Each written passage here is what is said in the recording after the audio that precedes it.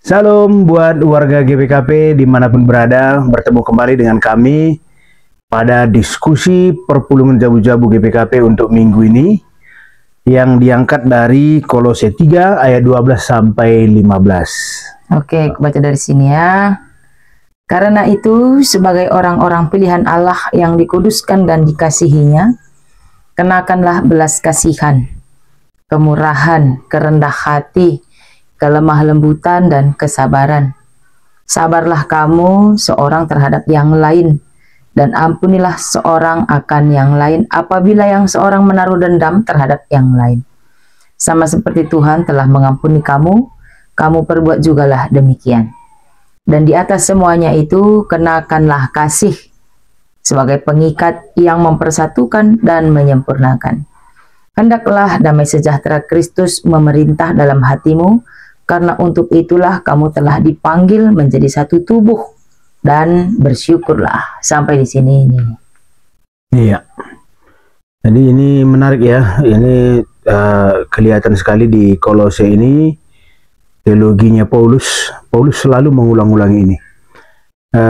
Paulus selalu menggambarkan kita itu seperti satu tubuh di mana kepalanya adalah Kristus. Jadi bagi Paulus analogi ini sangat menarik karena ketika Kristus yang menjadi kepala, sama seperti kereta api dengan gerbong-gerbongnya, kemanapun kepala menuju, gerbong-gerbong akan mengikuti. Jadi bagi Paulus yang terpenting adalah siapa kepalanya.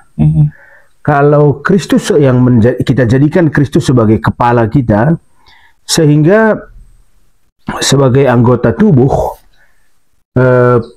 kita menjadi dikendalikan oleh kepala itu.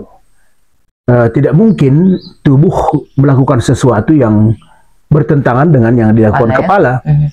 Jadi Paulus selalu menganalogikan kita semua ini seperti satu tubuh. Ada yang menjadi tangan, ada yang menjadi kaki, ada bagian-bagian yang lemah tapi dilindungi. Seperti jantung kan lemah, ya kan? Tapi dia justru dilindungi oleh rongga dada yang luar biasa, ya kan?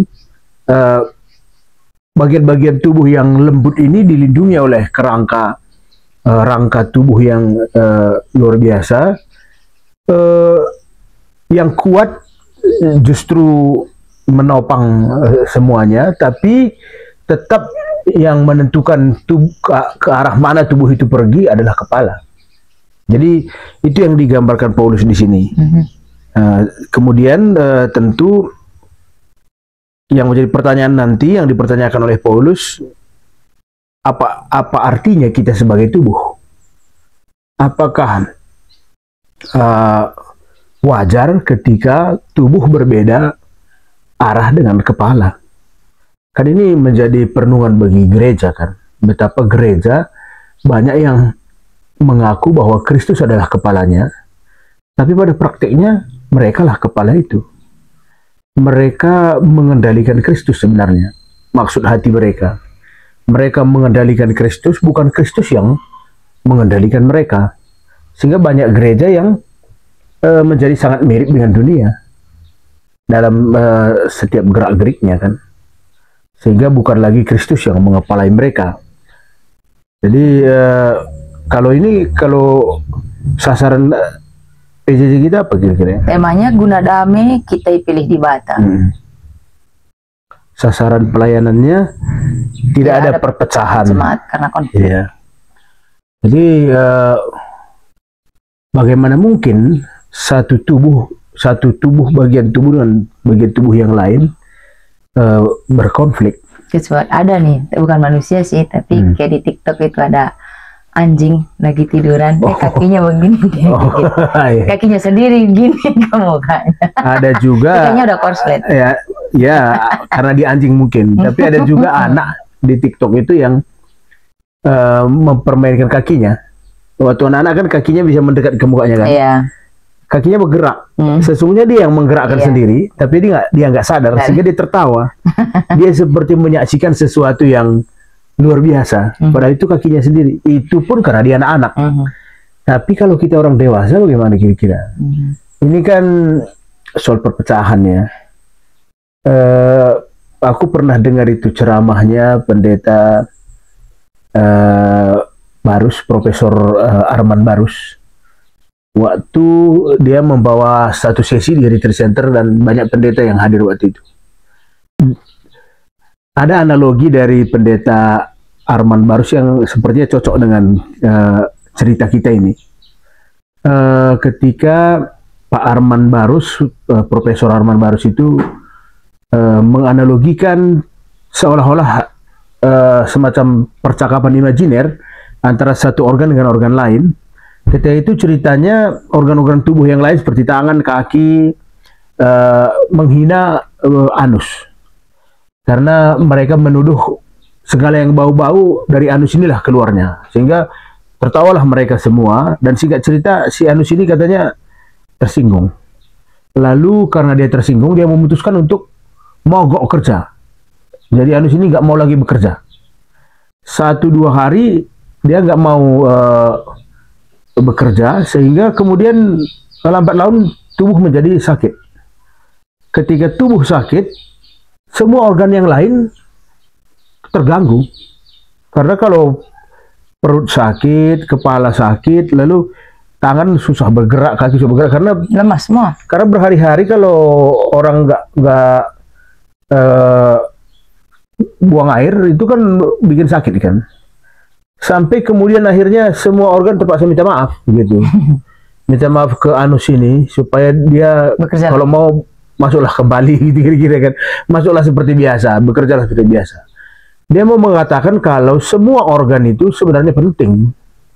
Jadi kalau semua organ itu memilih untuk berkonflik, sama seperti ketika di tubuh gereja terjadi perpecahan, maka gereja itu nggak akan bisa berprogram dengan baik. Semestinya kalau semua organ mengakui bahwa Kristus adalah kepala, bagaimana mungkin mereka kemudian saling melukai? Dan itu yang menjadi pertanyaan. Bagaimana mungkin mereka kemudian memutuskan untuk saling menyakiti? Nah, yang menariknya justru ketika gereja berkonflik, menurut para ahli, ketika gereja berkonflik itu dia berkonflik tidak kalah hebatnya dengan konflik-konflik lain di luar gereja. Intrik-intrik, cara-cara kasar itu tetap juga terjadi. Jadi tidak ada bedanya konflik di dalam gereja dengan cara gereja berkonflik dengan cara dunia berkonflik, sama saja. Makanya dikatakan di sini di ayat yang kita baca tadi, sebagai orang-orang pilihan Allah yang dikuduskan dan dikasihinya, kenakanlah belas kasihan, kemurahan, kerendahan hati, kelemah lembutan, dan kesabaran. Jadi kalau kita masuk lagi ke ayat sebelumnya, di ayat 1, kalau kamu dibangkitkan bersama dengan Kristus, carilah perkara yang di atas, di mana Kristus ada, duduk di sebelah kanan Allah. Apalagi kita tanggal 20 itu kita merayakan Paskah. Kita sudah dibangkitkan oleh Allah kan? Sudah diberi kemenangan. Iya, diberi kemenangan. Yesus sudah bangkit. Kalau begitu, cari perkara-perkara yang di atas. Ya cari-cari damai aja lah di dunia ini gitu kan. Kita cari damai. Kalau di ayat 5, matikanlah dalam dirimu segala sesuatu yang duniawi. Sini ada banyak diceritakannya. Di ayat yang ke-13, sabarlah kamu seorang terhadap yang lain. Jadi ini perlu sabar ini. Jadi karena dibilangnya kenakanlah, katanya berarti kan pakai. Kamu kalau mau pergi ke gereja pakai baju apa? Baju ke ladang kah? Baju ke bengkel kah? Baju tidur kah? Tuh tentu kita akan pakai baju yang rapi karena kita mau ke gereja. Kalau ada yang jemaat kita yang mau ke sekolah ngajar, ya tentu dia pakai baju sekolah kan, baju PNS-nya. Nggak mungkin juga kita pakai toga ke ladang kan gitu. Nggak mungkin pakai toga ke ladang. Karena bukan itu tempatnya ya. Nah sekarang kenakanlah katanya, pakailah, pakai belas kasihan, kemurahan, kerendahan hatian, kelemah lembutan, kesabaran. Sabarlah, ini caranya kayaknya ini. Caranya gimana pakai ini semua? sabar, sabar terhadap yang lain. Ampuni seorang akan yang lain apabila yang seorang menaruh dendam terhadap yang lain. Jadi kalau ampunilah katanya berarti ya ampuni, jangan tunggu mereka minta maaf. Jadi kan kalau begitu konflik akan meredam dan hilang ya, sebenarnya. Kalau kalau kita perhatikan ya, mungkin ketidakadanya kesabaran tadi atau ketidakadanya kedewasaan, konflik yang kita perhatikan ya, di luar gereja ataupun di dalam gereja mengambil fase-fase yang sama. Selalu konflik itu diawali dengan desas-desus kan. Selalu desas-desus itu. Artinya ada isu, belum jelas kebenarannya tapi sudah berkembang, tidak ada klarifikasi. Lalu kemudian situasi yang tadinya adem kemudian perlahan-lahan memanas. Lalu kemudian eskalasi konfliknya itu bertambah ketika desas-desus itu kemudian diedarkan melalui media sosial kan. Dunia berkonflik melalui media sosial, gereja juga mengikuti. Jadi ada saling melempar isu di media sosial tanpa klarifikasi. Lalu kemudian itu melebar, karena akhirnya tereskalasi dia kan, semakin banyak yang terlibat. Atau semakin banyak yang dengan sadar melibatkan diri ke dalam konflik itu. Nah, lupa dia gereja ya. Lupa dia itu gereja yang semestinya satu tubuh. Artinya satu kepala. Dengan alasan begini kayaknya, kalau itu nggak benar, ya kita betulin dong. Iya, ada niat semacam pembalasan. Ada membalas, umpamanya. Kalau dia satu kepala kan sama dengan satu orang tua kan. Iya. Ibaratnya kan kalau saudara kita yang bersalah kan nggak harus kita binasakan dia gitu. Kan nggak harus. Tapi kenapa nafsu membinasakan itu kok sangat tinggi? Jadinya nafsu membinasakan. Saling mematikan. Jadi bukan mau menang mana kalah. Bukan lagi mengampuni. Dan kalau kita dengarkan pendapat seorang dokter ahli neuroscience itu, Dr. Ryu Hasan itu, dia berkata begini, cara kerja otak kita ini rupanya otak manusia itu tidak disetting mengetahui mana yang benar, mana yang salah. Rupanya otak manusia itu disetting bertahan hidup. Jadi kalau dia terancam, dia nggak akan pikirkan apakah itu benar, apakah itu salah. Yang penting dia bertahan. Jadi ketika terjadi konflik, orang-orang kemudian cenderung mempertahankan diri ketika ada konflik. Dari ancaman kan, ketika kita berkonflik kan kita merasa terancam oleh pihak lain. Kecenderungannya orang akan mempertahankan diri, dan pada saat itu tidak lagi terprogram otaknya apakah tindakannya mempertahankan diri itu benar atau tindakannya itu salah. Apakah tindakannya itu cara yang sesuai dengan Alkitab atau tidak? Apakah tindakannya itu adalah cara kekristenan apa cara tidak gitu. Itu yang terjadi. Jadi sama dengan apa ya, psikologi manusia itu kalau sedang dihadang masalah, fight or flight. Ya. Melawan atau dia pergi. Nah, jadi kalau Yesus nih, Tuhan Yesus kita nih yang mati di kayu salib nih, dia itu flight atau fight? Dia menghadapinya kan? Iya. Dia menghadapinya, artinya dia begini, konflik itu kan bukan untuk dihindari, tapi konflik itu untuk dikelola. Yang flight itu pergi, menghindari ya? Iya, pergi menjauh. Memang banyak juga konflik selesai dengan cara pergi menjauh, tapi sesungguhnya tidak sepenuhnya selesai. Tapi secara nafsu manusia, hasrat manusia, rata-rata kita fight ya, kita melawan. Atau itu yang menjadi penyebab menjadi eskalasi, makin membesar, melebar. Atau karena itu hasrat manusia tadi? Artinya ketika dia terlibat dalam konflik kan soal benar dan salah ini. Apakah dia dibenarkan, apakah dia dianggap salah, apakah dia dianggap benar. Jadi karena apalagi kita orang Karo ini harga diri kita agak amat tinggi kan. Jadi kita kemudian memilih untuk membela diri. Itulah yang membuat konflik itu makin lebar. Kemudian ketidakmampuan kita berkomunikasi, orang Karo ini kan susah sekali berkomunikasi. Kita ini termasuk suku yang paling susah berkomunikasi dibandingkan suku-suku lain. menurut lu kenapa cenderung kalau kita diajak makan, meskipun kita belum makan sebenarnya, kenapa kita cenderung menolak gitu? Seperti itu etika yang bagus gitu. Sudah makan, udah, padahal belum. Susah sekali berkomunikasi. 2 kali diajak, sudah makan, belum, sudah makan, ya udah gitu kan. Kemudian orang kan malas juga memaksa kan. Mungkin sudah makan gitu. Tapi akhirnya orang menghentikan mengajak kita makan, lalu kita nggak makan gitu. Emosi kita muncul juga karena kelaparan. Susah komunikasi. Sekali lagi lah tanya gitu ya. Jadi banyak sekali di kalangan kita ya, di kalangan gereja juga, di mulut itu mereka sudah berdamai. Jadi sudah didamaikan kan, datang rukun gereja atau pendeta atau siapalah mendamaikan kita, keluarga kita berdamai di mulut itu, tapi di hati belum, karena kita nggak terima disalahkan. Jadi kecenderungan membalas tadi ada.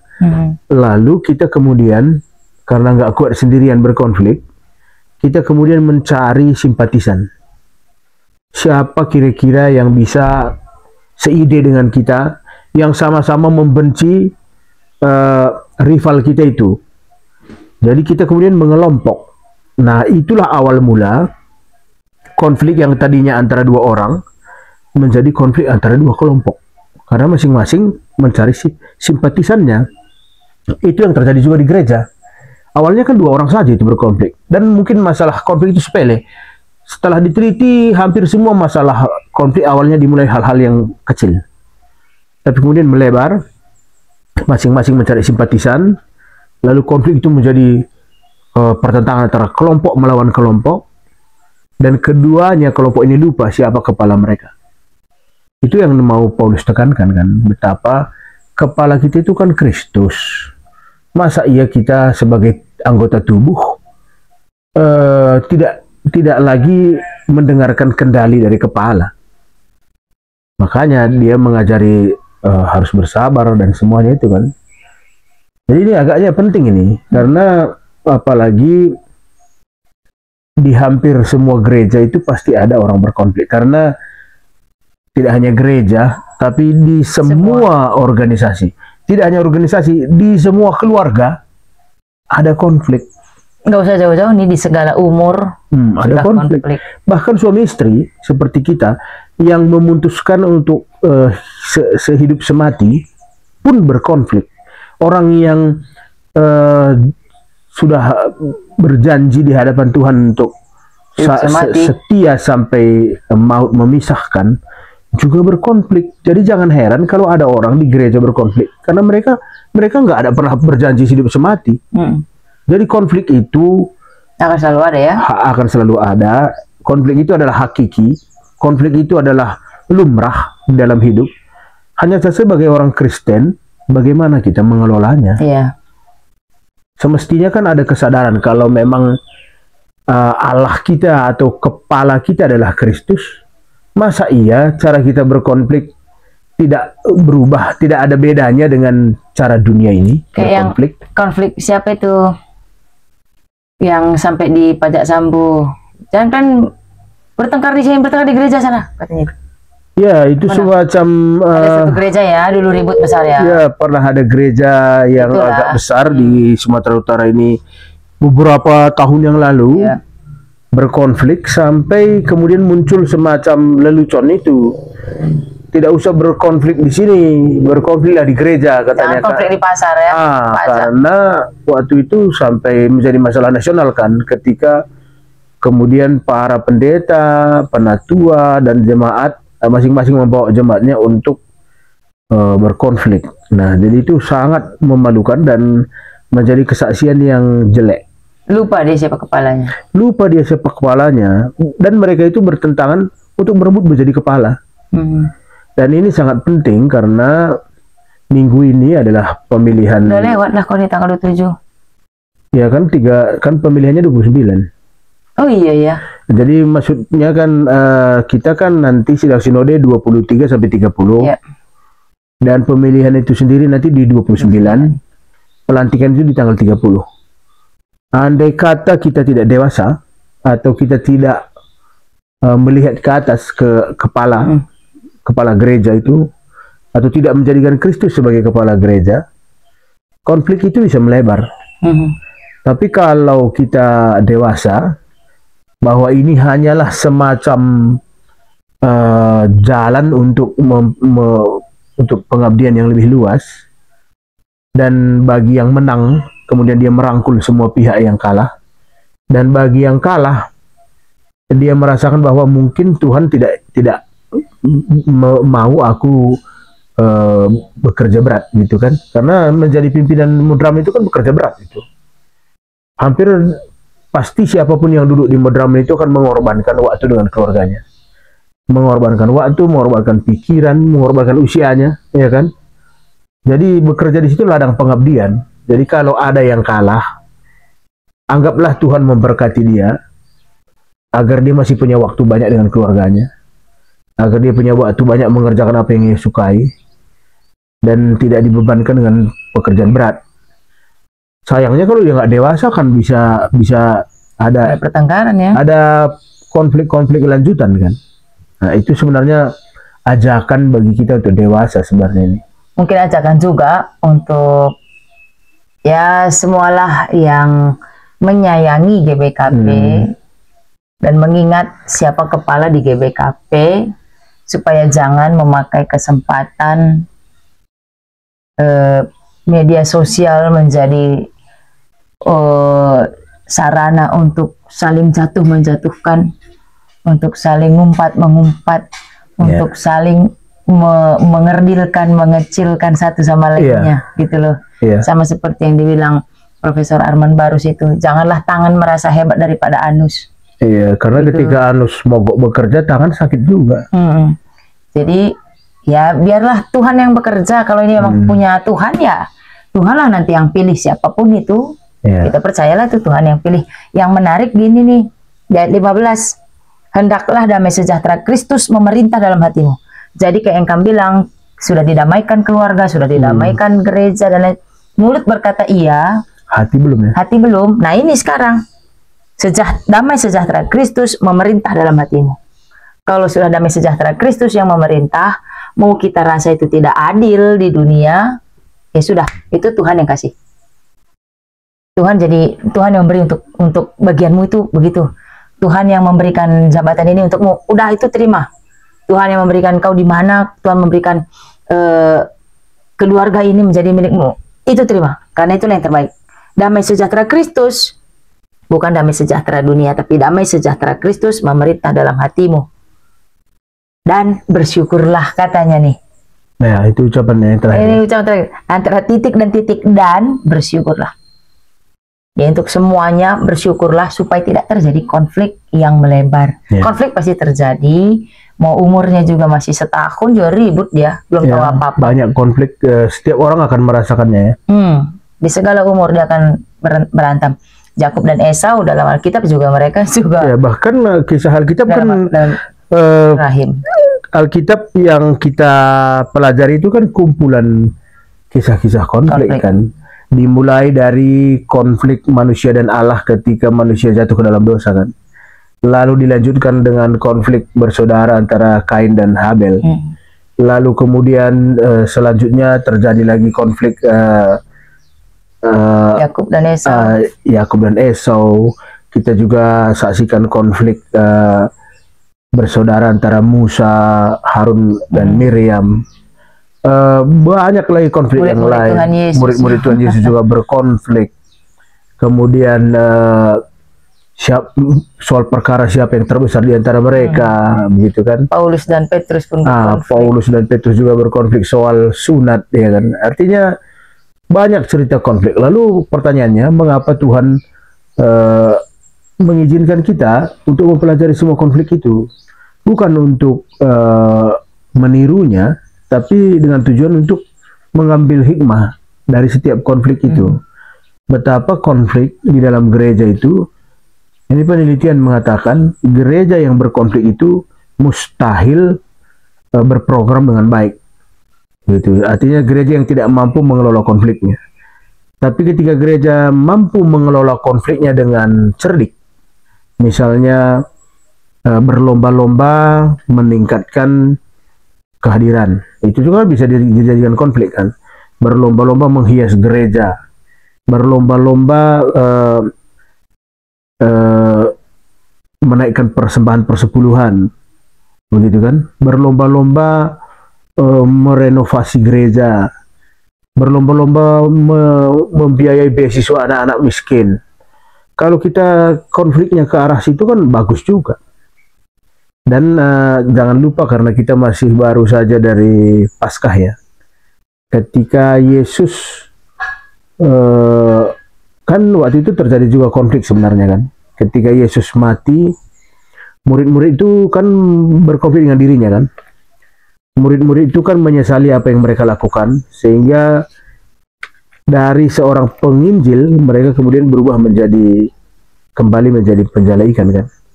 Dan ada ucapan Yesus itu, kembalilah ke Galilea. Artinya kembalilah untuk sebuah perdamaian, kembalilah ke titik awal cinta pertama itu bersemi. Diajaklah mereka untuk pulang ke tempat di mana dulu pertama sekali mereka bertemu. Kayaknya sudah mendalam ini. Bagaimana dengan soal diskusi? Oke, jadi pertanyaannya. Di bata, engkau milih kita jadi anak-anak nah. Kai ngesir banca magati dengar kita lengang ngasup geluh berdamai. Turikan pengalaman doa.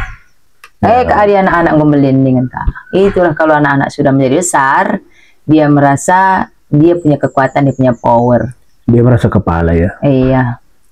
Dia tidak menyadari ada satu kepala yang mengarahkan dia. Sehingga masing-masing merasa kuat. Teringat dengan murid-murid kan. Pada saat Yesus bergumul tentang menyerahkan nyawanya, di saat bersamaan murid-murid bergumul tentang siapa nanti mereka yang duduk menjabat ketika Yesus menjadi raja. Ini kan luar biasa kan. Sama-sama bergumul, tapi pergumulan satu dan yang lain berbeda. Kenapa orang-orang yang sudah dipilih itu tidak sanggup berdamai? Karena mereka tidak lagi mengikuti Kristus sebagai kepala. Arahan kepala ya. Dia mengikuti hatinya, nafsunya, ambisinya. Ya sulit untuk berdamai. Jadi wajar juga kalau orang yang sedarah ya, satu bapak, satu mama, dibesarkan di rumah yang sama, pada akhirnya berkonflik. Karena mereka tidak bersyukur seperti yang Paulus katakan itu kan. Semestinya kan mereka bersyukur. Ada orang tua yang bekerja bertahun-tahun sehingga mengumpulkan sedikit harta yang bisa dia wariskan, tading-tadingan kan. Mestinya itu kan bersyukur. Orang dia nggak bekerja apa-apa dapat warisan kok. Tapi malah itu menjadi sumber pertikaian di antara mereka. Itu kan ciri-ciri orang nggak bersyukur. Kayaknya sudah bisa ya nomor 1 ya. Nomor 2, bahanlah komitmen raskai si harus ilaku kendu telah ngasup jadi sima badame. Subuh ibas jabui tengah perpulungan bagi masyarakat. Ngasup jadi sima badame, pembawa damai. Ya, karena ketika kita mengikuti Kristus, Kristus itu datang sebagai Raja Damai kan, kalau kita lihat di Natal kan, di Paskah. Raja Damai. Dia datang dengan kerendah hatian ya. Iya, dia tidak datang seperti seorang panglima perang menunggangi kuda, tapi dia justru dalam kesederhanaan menunggang anak keledai kan. Itu menunjukkan bahwa kerajaan yang ia pimpin itu kerajaan damai. Masa iya kita yang mengikuti dia, kerajaan yang kita tawarkan kerajaan yang kacau balau, kan lucu. Apalagi di gereja, wah ini semua pihak harus mengoreksi dirinya.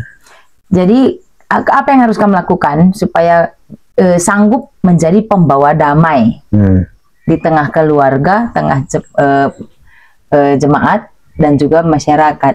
Kalau kurasa ya damai dulu dengan diri sendiri. Berdamai dengan diri sendiri ya. Iya. Ini kita mau bawa damai, kita pun nggak damai dalam hati kan. Kita aja belum selesai dengan diri kita ya. Iya, kita belum selesai dengan diri kita. Terus kita berharap menjadi pembawa damai. Yang iya kalau kita belum damai, kita ngelihat orang itu kayaknya ada yang kurang, ini ada yang kurang, ini ada yang kurang. Jadi kita butuh ada orang yang membawa damai. Kita butuh didamaikan. Jadi kita butuh orang-orang yang sudah selesai dengan dirinya ya. Jadi itulah yang diartikan dengan bukan menjadi pengikut Kristus. Paulus kan tidak mengajak kita menjadi pengikut Kristus ya. Paulus mengajak kita untuk serupa, menjadi serupa dengan Kristus. Kalau mengikut itu beda. Kalau menjadi serupa, ya kita sudah menjadi cara berpikir kita, cara berbicara, pandangan-pandangan itu sudah seperti pandangan Kristus. Jadi memang betul-betul damai. Itulah yang diharapkan oleh gereja dari bahan PJJ ini. Setidaknya bersyukurlah, bersyukur ini juga kayaknya bikin damai ya.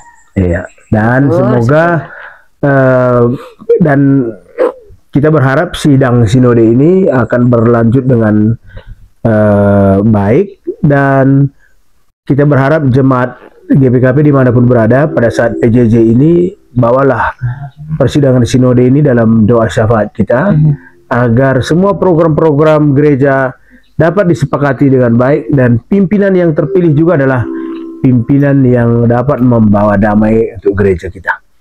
Demikian saudara-saudara diskusi kita pagi ini.